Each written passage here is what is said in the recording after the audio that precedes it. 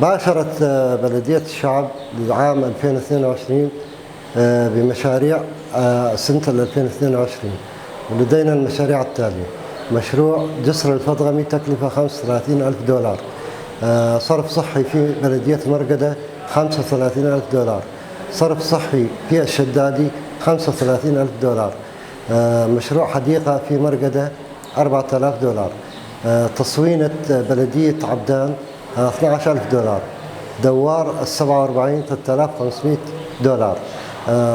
عندنا مشاريع للمرأة كذلك الأمر، لسه ما اجت كتلتها المالية بحدود شيء 15,000 دولار.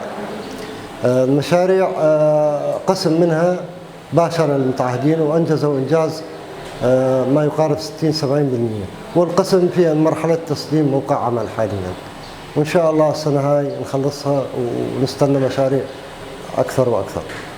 بدنا مجبول زفتي المدخل الغربي للشدادي، طريق القانية السنة الماضية اشتغلناه وجديد وصار عليه حركة، فبكي إنه يساعدونا إنه نزفت هالطريق هذا. في عندنا ضمن المدينة مناطق حفرناها وبدلنا صرف صحي لها، فهاي زاد بحاجة إلى تزفيت. يرجى أخذ هالنقطة هاي بعين الاعتبار.